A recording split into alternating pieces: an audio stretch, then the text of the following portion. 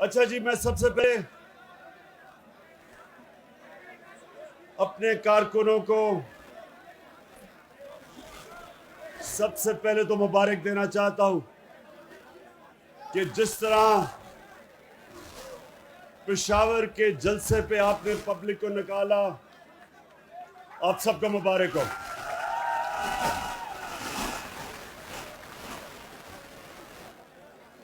उसके बाद खामोशी। उसके बाद जो मेरा आज यहां आने का मकसद है वो ये कि मैंने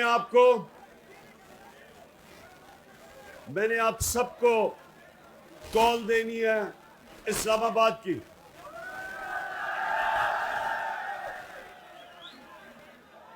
लेकिन उससे पहले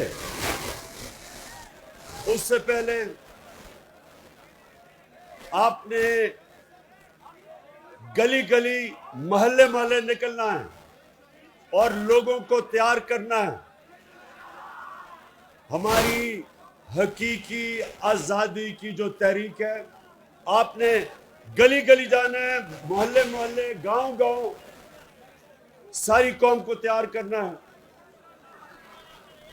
कि ये एक पाकिस्तान की तारीख में फैसला कुन वक्त है। एक बाहर से एक इंपोर्टेड हुकूमत जो एक बैरूनी साजिश के तहत हमारे मुल्क के ऊपर मुसल्लत की गई, एक हमने उस साजिश को फेल करना है और दूसरा पाकिस्तान के करप्ट तरीन लोगों को 60% कैबिनेट जमानत पे है। इस मुल्क के बड़े बड़े डाकुओं को हमारे ऊपर बैठाया, जिनमें से जरदारी और ये शहबाज शरीफ और नवाज शरीफ इस मुल्क के सबसे बड़े डाकू हैं। 30 साल से ये चोरी कर रहे हैं मुल्क में, चोरी करके पैसा बाहर इनके ऑफशोर अकाउंट्स हैं, इनके बड़े बड़े महलात हैं, इधर से पैसा चोरी करके बाहर लेके गए।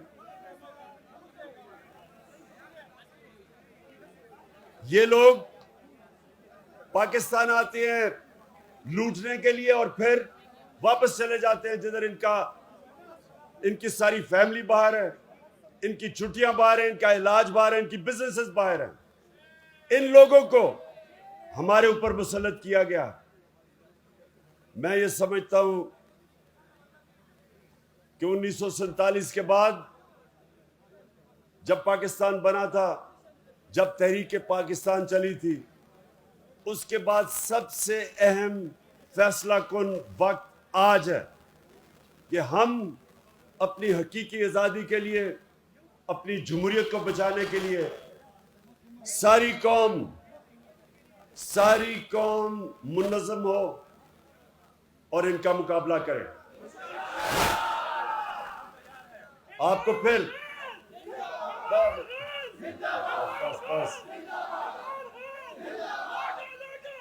ये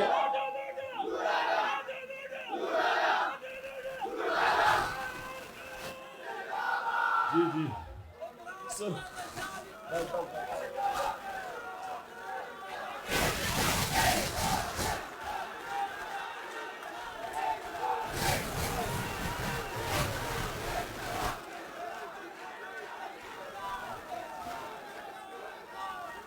मेरे पख्तूनख्वा के कारकुनों, पहले जरा आपने ये मेरे से वादा करना है कि ये आपने अपने मुस्तकबिल की जंग लड़ने के लिए हर गली गली जाना है, मोहल्ले मोहल्ले जाना है, लोगों को इकट्ठा करना है। मैं इंशाअल्लाह अपनी कौम को निकालूंगा, इस्लामाबाद अपनी कौम को लेके आऊंगा और पैगाम दूंगा जो अमेरिका ने ये अपने साजिश के तहत इन लोगों को बैठाया है, अमेरिका को भी, कि ये एक आजाद मुल्क है, ये किसी का पुतला नहीं है, ये खुददार मुल्क है। ये वो मुल्क है। जब ये मुल्क बना था, इसका नारा था कि पाकिस्तान का मतलब क्या? ला इलाहा इल्लल्लाह के नारे पे ये मुल्क बना था। किसी सूरत हम स्वाय अल्लाह के किसी के सामने नहीं झुकेंगे। हम एक आजाद मुल्क है। और दूसरी चीज कि ये जो डाकू हमारे ऊपर मुसल्लत किए गए हैं, जिन्होंने इस साजिश के साथ, ये मीर जाफर और मीर सादिक उनके साथ मिलके इन्होंने ये साजिश की थी। ये डाकुओं को भी हम बताना चाहते हैं कि किसी सूरत हम तुम्हारी इंपोर्टेड हुकूमत को मंजूर नहीं करेंगे।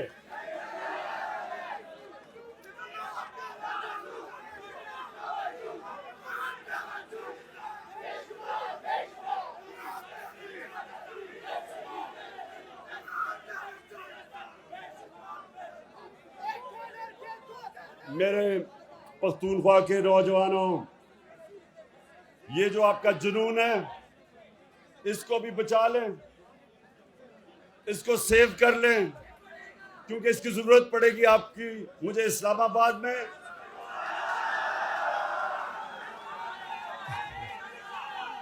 और उससे पहले जो आपने तहरीक चला रही है। अच्छा,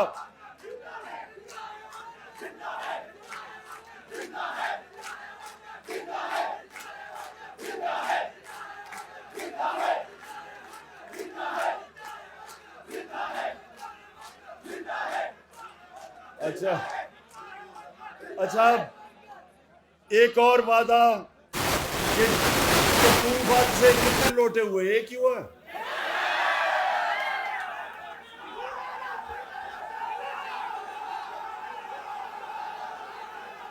और तो कोई नहीं, एक ही हुआ। अब मुझे नहीं,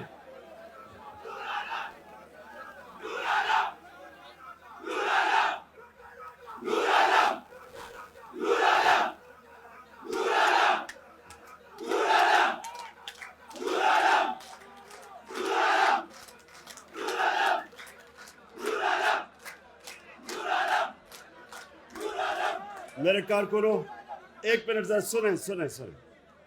आपको एक मिनट सुनो।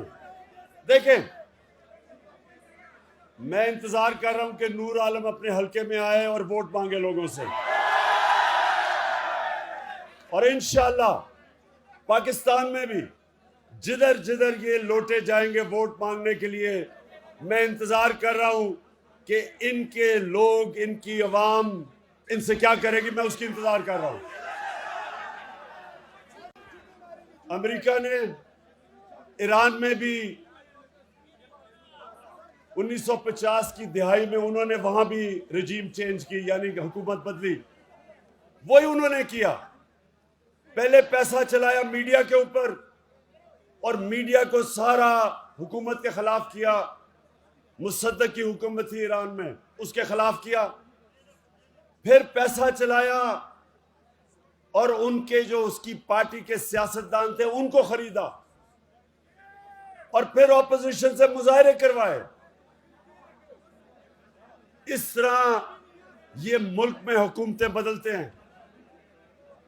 चिली के अंदर भी यही किया।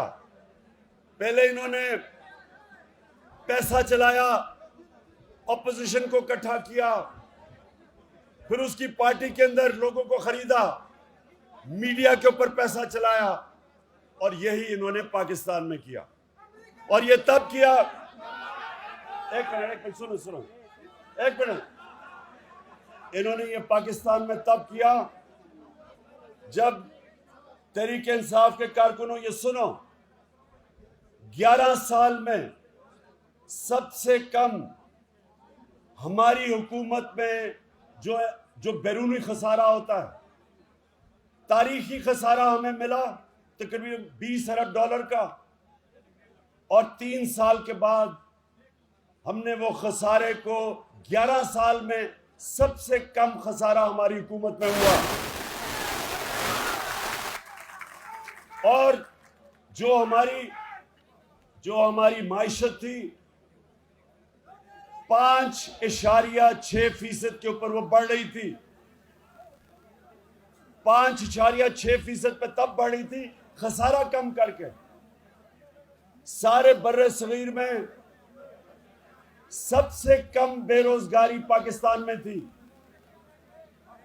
ये जो कोरोना था सारी दुनिया में तबाही मचाई।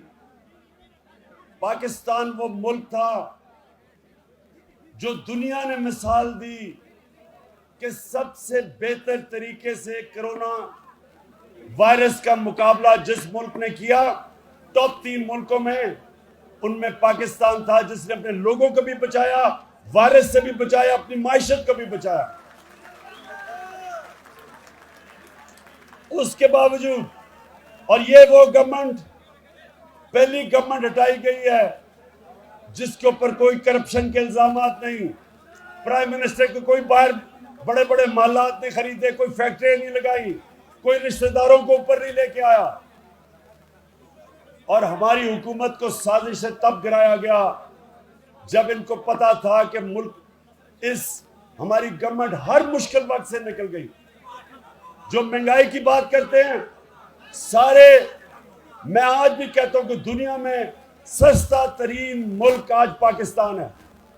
दुनिया में सस्ता तरीन मुल्क है क्योंकि आलमी महंगाई आई हुई है। सारी दुनिया में महंगाई है कोरोना की वजह से, और उस महंगाई के अंदर जो सस्ता तरीन मुल्क आज भी पाकिस्तान है। हमने डीजल और पेट्रोल की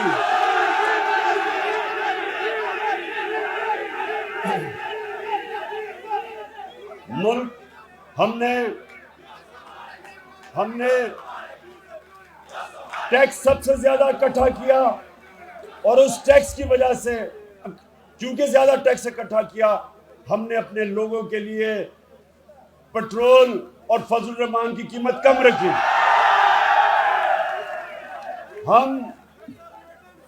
हमारी वो गवर्नमेंट थी जिसने सबसे ज्यादा किसानों को फायदा पहुंचाया। हमने किसानों को उनकी फसल की पूरी कीमत दिलवाई। हमने शुगर माफिया का मुकाबला किया जो किसानों को पैसे नहीं देते थे और पैसे कम देते थे, पूरी कीमत भी दिलवाई, वक्त पे दिलवाई।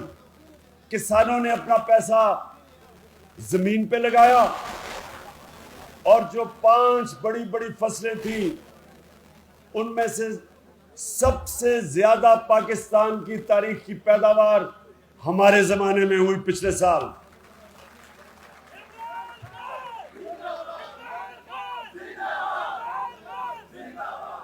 तो मेरे कारकुनों,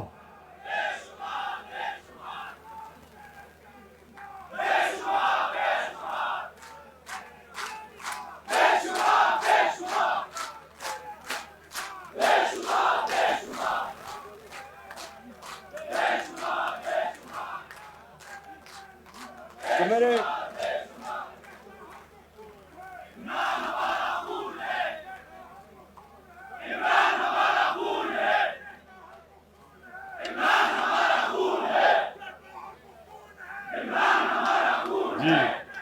जी शुक्रिया। अब जरा सुने, तो ये मैं आपके सामने सिर्फ इसलिए ये चीजें रख रहा हूं कि एक हुकूमत जो मुल्क को हर मुश्किल से निकाल रही थी, जिसकी माशी परफॉर्मेंस पिछली कोई भी हुकूमत पिछले 10 साल में मुकाबला नहीं कर सकती थी, जिसने एक मुल्क वो मिला हमें विरासत में जिसका दिवालिया निकाला हुआ था, सारे इदारे तबाह किए हुए थे, वो हमें हुकूमत मिली। और मुझे फख्र है कि सारे मीडिया प्रोपेगेंडा और अपोजिशन प्रोपेगेंडा के बावजूद अल्लाह का शुक्र है कि हमारी हुकूमत सही रास्ते पे निकली हुई थी। जब यह साजिश की गई तो मैं आज ये भी आपको बता दूं नौजवानों की कौम कैसे तबाह होती है। कौम कैसे तबाह होती है जब आप वो करप्ट लोगों को जो 30 साल से मुल्क को लूट रहे थे, जब आप उनको बैठाते हैं तो क्या होता है? अब ये शहबाज शरीफ ने, इसने सबसे पहले चीज क्या की, 16 अरब रुपए के FIA के इसके ऊपर केस है। 16 अरब रुपए का नौकरों के नाम पे 16 अरब रुपया, जिसमें मकसूद चपड़ासी का 4.25 अरब रुपया, 370 करोड़ रुपया उसके बैंक में आया। अब एक मिनट चुप, अब सुने, अब ये क्या किया इसने, आते साथ ही FIA में जो इन्वेस्टिगेटिव ऑफिसर्स थे उनको फारिग कर दिया, उनके खिलाफ इंतकामी कार्रवाई की, सारे अपने लोगों को ऊपर बैठा दिया। अब ये अपने केसेस खत्म करवाएगा। अब ये जब FIA को तबाह करेगा अपने केसेस बचाने के लिए, FIA और भी किसी ताकतवर डाकू को नहीं पकड़ेगी, वो सिर्फ छोटे चोरों को पकड़ेगी। इदारा तबाह होगा। अब ये नैब को मुकम्मल तौर पे तबाह करेंगे, जिधर इसके बाकी केसेस पड़े हुए हैं। नैब तबाह होगी,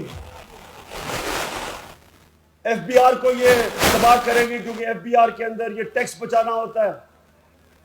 अपने आप को बचाने के लिए FBR पे जब लोग लेके आएंगे, FBR जिसने तारीखी टैक्स इकट्ठा किया, हमारे दौर में पाकिस्तान की तारीख में सबसे ज्यादा पैसा इकट्ठा हुआ, क्योंकि हमने FBR को मजबूत किया। ये उसी FBR को कमजोर करेंगे, क्योंकि ये सारे टैक्स चोर बैठे हुए हैं। 60% कैबिनेट जमानत पे है, इन्होंने अपने आप को बचाना है, तो ये सारे मुल्क के इदारों को कमजोर करेंगे। तो होगा क्या? मेरे कारकुनों ये सुनो, क्योंकि आपने जब तबलीग करनी है लोगों के अंदर जाके, आपने लोगों को ये चीजें समझानी है। होगा क्या? नबी सल्लल्लाहु अलैहि वसल्लम ने कहा था कि कौम तब मरती है जब वो छोटे चोरों को जेलों में डालती है और ताकतवर डाकुओं को नहीं पकड़ती। ये अब आपके सामने तमाशा हो रहा है।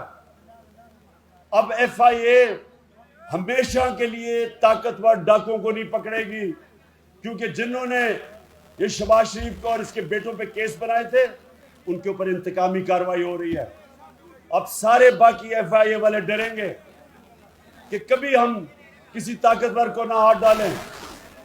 हमें पहले मुश्किल थी, सरकारी नौकर डरते थे जब हम उन्हें कहते थे कि जो बड़े बड़े मुजरिमों पे हाथ डालो, तो सरकारी नौकर डरते थे, गवर्नमेंट ऑफिशियल्स डरते थे, क्योंकि उनको डर था कि ये वापस आके इंतकामी कार्रवाई करेंगे। अब ये साजिश के जरिए इसी शहबाज शरीफ और शरीफ खानदान को वापस लाया गया, और अब ये सारे इदारे इस मुल्क के तबाह करेंगे जो इन्होंने पहले किए हैं। कभी कोई गवर्नमेंट जो इदारे तबाह करती है, कभी दुनिया की तारीख में वो कभी ठीक नहीं कर सकती। और जब इदारे तबाह होते हैं तो मुल्क तबाह हो जाता है। जो गरीब मुल्क हैं वो गरीब इसलिए नहीं है कि वो गरीब इसलिए है कि उनके इदारे तबाह हो जाते हैं। वो ताकतवर डाकुओं को, मुजरिमों को नहीं पकड़ सकते, वो सिर्फ छोटे चोरों को पकड़ते हैं। वो जो लोग यहाँ से पैसा चोरी करके लंदन में महलात खरीदते हैं और बड़ी बड़ी बिजनेसेस चलाते हैं चोरी के पैसे से, गरीब मुल्कों का जो निजाम है वो इन लोगों को नहीं पकड़ सकता, इसलिए वो गरीब होते हैं, इसलिए गुर्बत होती है। तो ये जो दूसरा बड़ा एक तो साजिश हुई, दूसरा इन चोरों को जो हमारे ऊपर मुसल्लत किया गया है, इनके खिलाफ सारी कौम को खड़ा होना इसलिए है कि हमारे मुल्क का मुस्तकबिल अब खतरे में है, हमारे बच्चों का मुस्तकबिल खतरे में है। इसलिए बस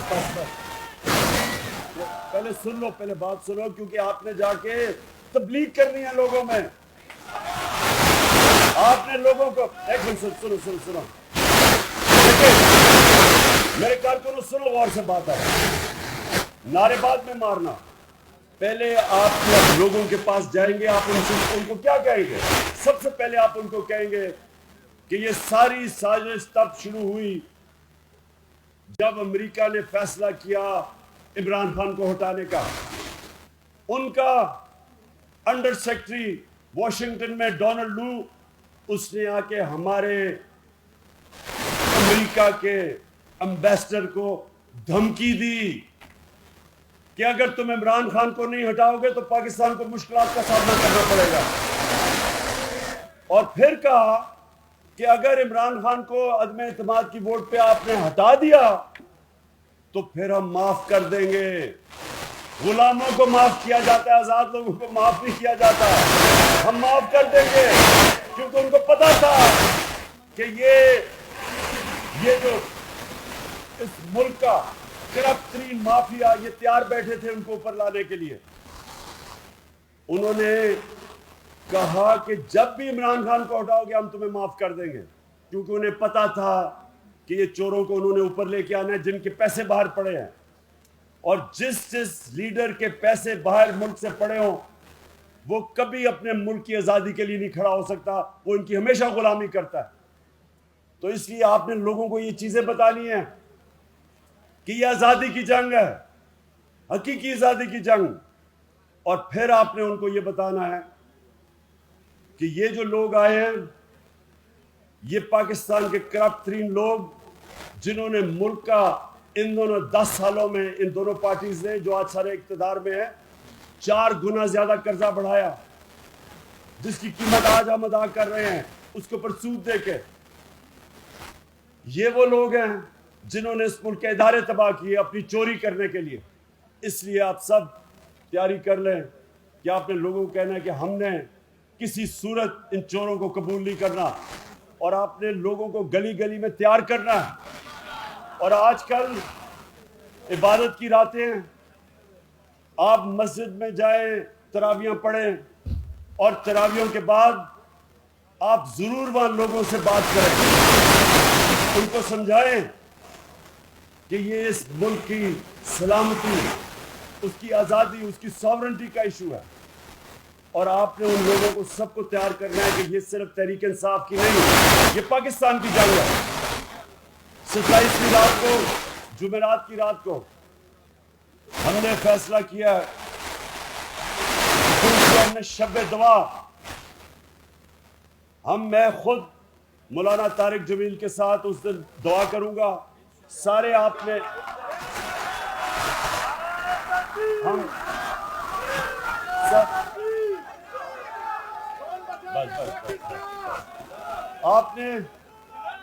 आप सबके लिए हम बंदोबस्त करेंगे, स्क्रीन्स लगेंगी वहां उस दुआ के ऊपर, सारे जिधर भी पाकिस्तान में हम हर जगह के ऊपर हम वो स्क्रीन्स लगाएंगे। 27वीं की रात को 10 बजे हम सब अपने मुल्क की आज़ादी के लिए, सलामती के लिए दुआ करेंगे। इस मुल्क के मुस्तकबिल, अपने बच्चों के मुस्तकबिल के लिए दुआ करेंगे, और इसकी आज़ादी के लिए, और इन चोरों से आज़ादी के लिए। और आप सब ने उसमें शिरकत करनी है शब दुआ में। और आखिर में मैंने ये भी कहना है कि जो चीफ इलेक्शन कमिश्नर है ये बिल्कुल एक नून लीग का प्लांटेड एजेंट है। इसको हमने तहरीक चलानी है कि हमें इस पे कोई एतमाद नहीं, ये कोई मौका नहीं छोड़ता हमें नुकसान करने का। हमने कहा था फॉरेन फंडिंग, हमने चैलेंज किया था कि पहले तीनों जमातों की इकट्ठे केस देखें और देखें कि किसकी जायज फंडिंग है, किसकी नाजायज है। मैं आज आपको वादा करता हूं कि जब तीनों जमातों की फंडिंग देखी जाएगी, एक जमात की जायज फंडिंग होगी, बाकी 2 की नाजायज होगी, और वो है तहरीक इंसाफ।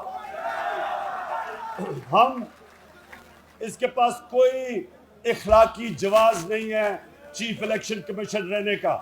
हम डिमांड करते हैं कि कभी भी जो अंपायर होता है हमेशा वो गैर जानिबदार होता है। जब एक सबसे बड़ी मुल्क की पार्टी उसके ऊपर एतमाद नहीं करती तो वक्त आ गया कि वो इस्तीफा दे, नहीं तो ये हमारी पार्टी अभी से तैयारी कर रही है इसके खिलाफ सारे मुल्क में मुजाहरे करने के लिए। आप सब तैयार हो? मैं आप सबका फिर से शुक्रगुजार हूं और आपका मुंतजिर होऊंगा।